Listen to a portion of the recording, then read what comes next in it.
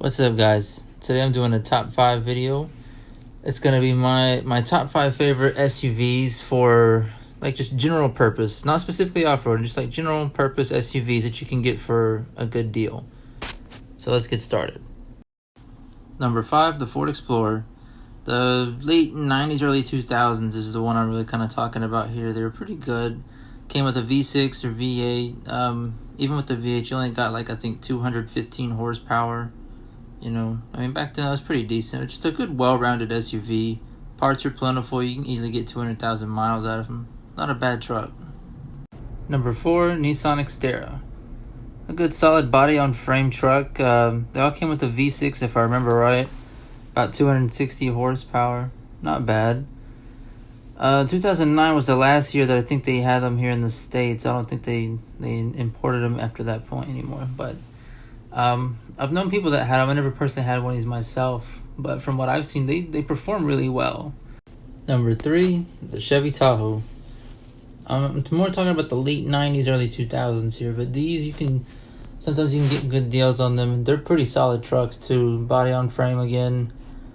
Personally, I would really like one for a project truck, and just the way you can customize them, you can just style them to the way you want them. If you want, a street rig, an off-road rig. I really like, the customization for the Chevy Tahoe. It's a great truck. I think if I remember right, the Tahoe, you're pretty much looking at just V8s. I think the earlier ones were like a 4.8, and I think later they were a 5.3. I don't know what they're on now, but with the older ones, that's what you were looking at. And I think they were cranking out like, I think with the 5.3, you were probably looking at almost 300 horsepower. I mean, good trucks. Number 2, Jeep Grand Cherokee. Now, I'm more talking about, 90s, 2000s models. More specifically, the 99 to 04 in my case that I have experience with. You could get it with a 4.0 inline 6, or you could get it with two different V8 options. They had both of them were 4.7. One was a high output. And I mean, they were getting up, upper 200 horsepower into 260, I think.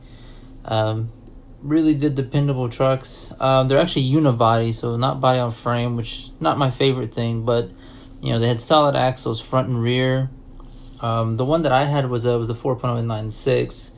If you know anything about that particular engine, I mean, they last forever. I mean, you can easily get 300,000 miles out of them. Here's my old Jeep, actually. I just thought I'd throw up a picture of it. I mean, they were highly customizable. I put a little lift on mine, some tires.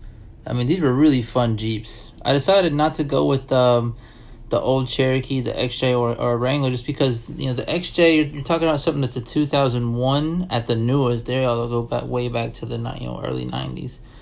And it was also discontinued, whereas the Grand Cherokee was, they kept adding to it, and it's still in production. Then you had the Wranglers. The Wranglers, I mean, I love the older Wranglers, especially if you could get one the 4.0. But the problem is, they overcharge. Even if you get an old Wrangler, just the amount of money they want from it is just absolutely ridiculous. They're not worth the money that people pay for them. So that's why for this list I put the Jeep Grand Cherokee WJ. Number 1, Toyota 4Runner. I'm more talking about 3rd and 4th gen here. So again, late 90s, early 2000s. Sometimes you can get some pretty good deals on these. And these are just really amazing trucks. I mean, they last forever. The 3rd gen, you could only get a V6. And then later with the 4th gen, they added an option for a V8. The body style, I mean, everyone's personal favorite is usually the 3rd gen. I kind of prefer the 4th gen myself. I like that V8 option. That 4.7 is probably one of Toyota's best engines. I mean, you've probably seen in the news maybe that there were some guys with the Toyota Tundra that had a 4.7 in it, and they reached over 1 million miles. So I mean, that should definitely speak about the quality of Toyota and their engines. But I mean, overall, it's a great truck. That's why I gave it the number 1 spot.